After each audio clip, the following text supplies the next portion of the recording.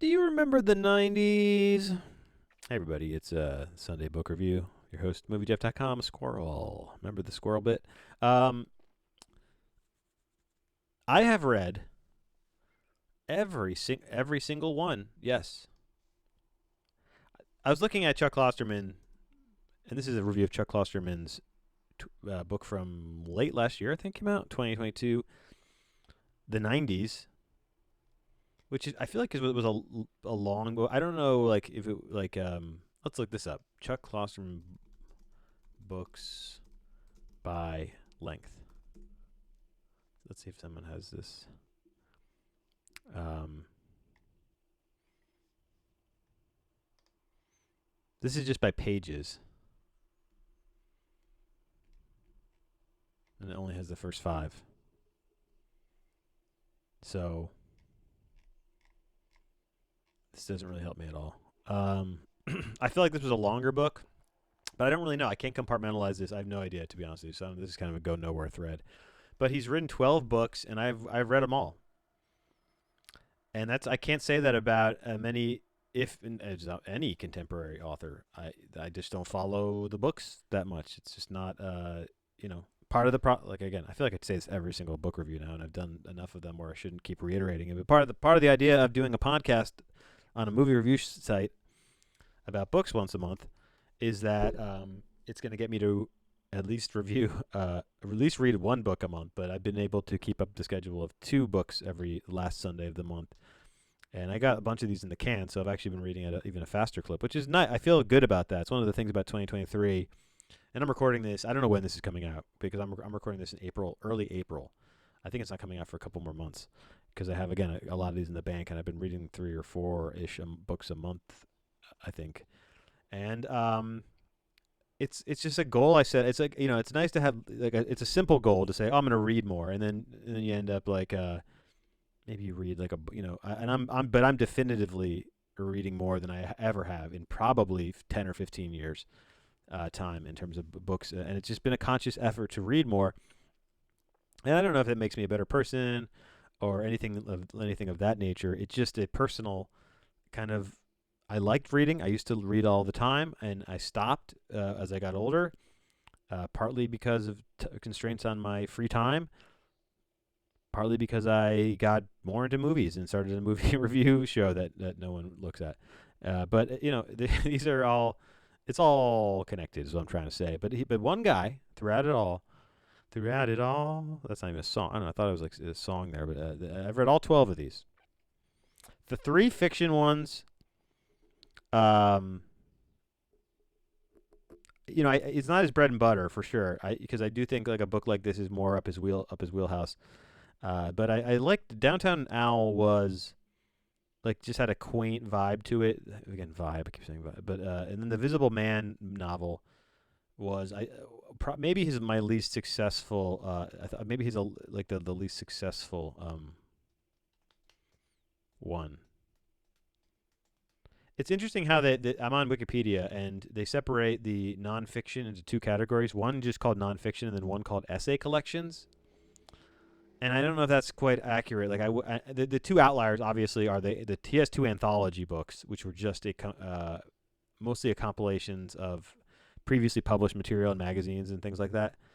And so those are like, of the 12, those are completely outliers. The rest, all the 10 other ones, are all completely original works. And some of these are like, I don't know why the 90s wouldn't be considered an essay collection in so much as they separate Sex, Drugs, and Cocoa Puffs and Eating the Dinosaur, which Eating the Dinosaur is the even honestly, because 2000, I'm looking at this now. Bear with me. Yeah, that to me is the weakest. There's a run between 2009 and 2016. Those 3 books, Eating the Dinosaur, I Wear the Black Hat, and But What If We're Wrong, uh, were all interesting enough, but they're all didn't like. This one was the first one to grab me in a really positive way since Killing Yourself to Live, which is probably my favorite of his books. It's a toss up between that and Fargo Rock City. I do think those are the 2. I know Sex, Drugs, and Cocoa Puffs is by far his most popular book. and one that kind of put him on the map. And that's great too. But I would probably put those two, 2001's Fargo Rock City, which is like a really personal book. It's like, 'cause I think that's why I like those two the most, because I think those are easily the most personal ones that he wrote, and they're most memoir. They're most like kind of a classic memoir. Killing Yourself to Live is really like a road, like a travel log almost. And he really inserts himself into those books in a way that he doesn't really do in any other book. I don't think. I mean, I could be wrong about that. But the '90s was, I would say, on parallel with something like Sex, Drugs, and Cocoa Puffs, because it really felt inspired, even though it's not personal at all. It's extremely well researched. It had a really a more advanced feel to it than I think any of his books did, and not in like a rote kind of textbooky type way, because I think it's kind of a fun read, and he inserts his subtle humor here and there, but maybe less so than before, because I think there was a transition that's happened over the years, but just as a flowing kind of narrative of a decade, trying to make sense of that. While I don't agree with everything he wrote in it, I do think it's just a well put together book, and it's a nice read. Like I read this one very fast, like I said, I think it's pretty long. I was reading on ebooks. I don't have I don't remember how like long. It's weird to translate that between like actually seeing the pages and page numbers. Let's look this one up. Book by word count. Let's see if someone's done that. Someone probably did that, right? No, interesting. Oh, Chuck Klosterman did a top 10 list on the Criterion. Is this really? It, this is from 2012. So, uh, oh, this is fascinating. This is what a weird top 10. Um, since this is a movie review show and I don't have much else to say about the '90s other than I really really liked it, I'll give it a 9 out of 10. Let's look at, this is the top 10 list, top 10 movies of all time compiled by Chuck Klosterman via the Criterion website. Number one, Slacker by Richard Linklater. Uh, which is a movie I've not seen in God knows. I saw it after it came out. Well after it came out, but I've only seen it once, and it was a while ago. And Linklater is a director in general who I feel like is is up and down, and some of the books of his that have gotten a lot of praise. I'm sorry, movies of his that have gotten a lot of praise. I don't necessarily love all that much. Um, but man, to me, Slacker is a, I gotta rewatch this. I can't. This is Spinal Tap number two. All right, that's probably perfect for Chuck Klosterman. Makes a lot of sense. This is Spinal Tap is pretty, in terms of mockumentaries go. I mean, that's easily in the top ever made. And movies just about kind of rock and roll. F for fake.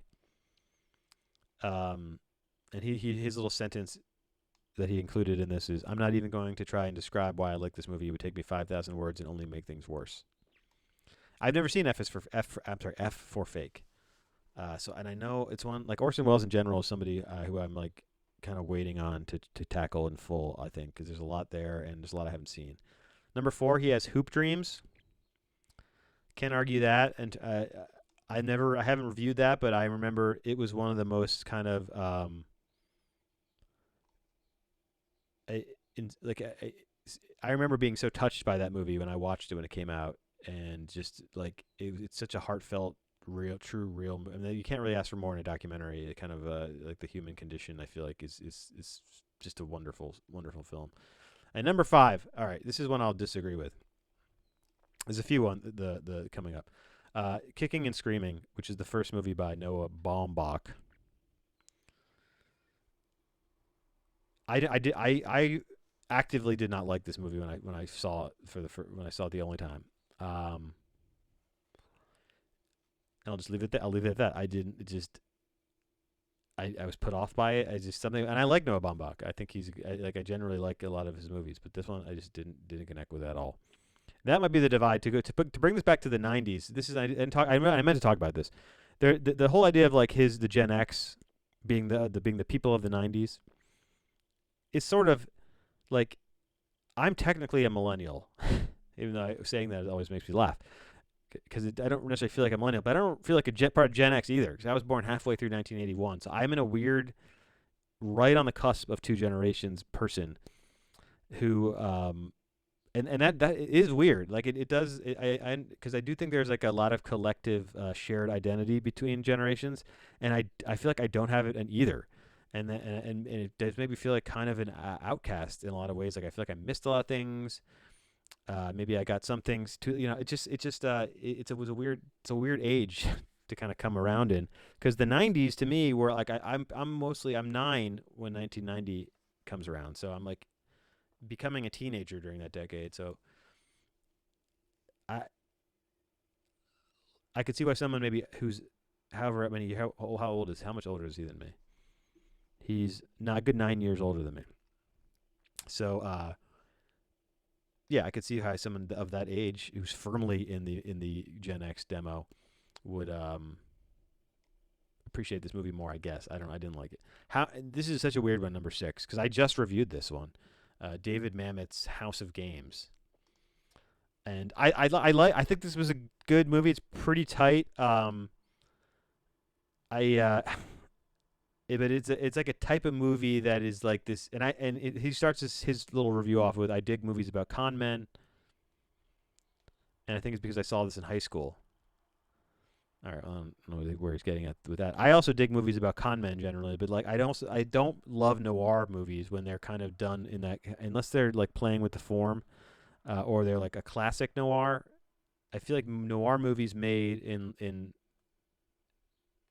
the '80s and onward maybe are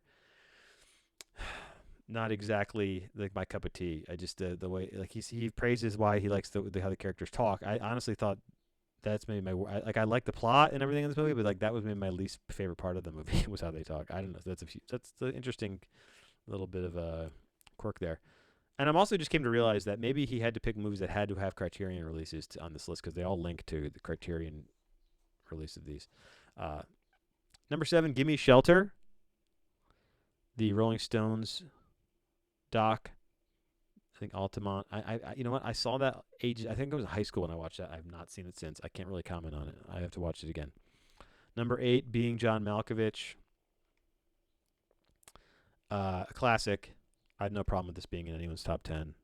It's I like adaptation better. I don't know if I mean, Spike Jones. He's man. He's got those 3 movies. Even if you include her in there, I don't know about the Wild Things movie, but God, they're all like basically tens. I think on my book. The Last Days of Disco. I've never seen this movie. From I don't know what year this movie came out. I think this was like '90s. This is Chloe Sevigny. Is that she's in that? I think. I know nothing of it really. Whit Stillman directed. I've heard of it, but I've never seen it. And number 10, Rushmore by Wes Anderson. And his only sentence under this one is, "It makes me feel great," and that is something I can agree. I agree with him, and that makes me feel great too. I love Rushmore. Um, there's 3 Wes Anderson movies that I feel like are a good heads and tails above the rest, and that might be the top. And they're movies I always shuffle in and out of a top spot on a ranking for him, which I've done in my head. I have not actually done that. I actually haven't reviewed a single Wes Anderson movie, even though I've seen them all, save for uh, the French Dispatch, which I was turned off so much by the Isle of Dogs movie that I honestly thought that was like a parody of a Wes Anderson movie. I thought that was such a step back, and even the cuteness and the nice look of it, just that movie was just so lacking in any kind of emotional center. It's every part of it seems forced to me, and that turned me off. And I didn't actually go see the French Dispatch, which I'll get around to at some point. And the new one with the trailer just came out for Asteroid City. It looks really fun, so I'll probably get back on board with that. But we have Rushmore, Darjeeling Limited, and the Royal Tenenbaums. No problem if you put any of those in your top 10 list. I would have a hard pressed time deciding which of those are my favorite on a given day. I think those are all perfect movies. All right, there you have it. That's the movie review, the review of Chuck Klosterman's reviews of his top 10 films of all time on the review of Chuck Klosterman's 2022 book, The '90s. And that's the only kind of that's fucking. That's the kind of content you get here at MovieDev.com.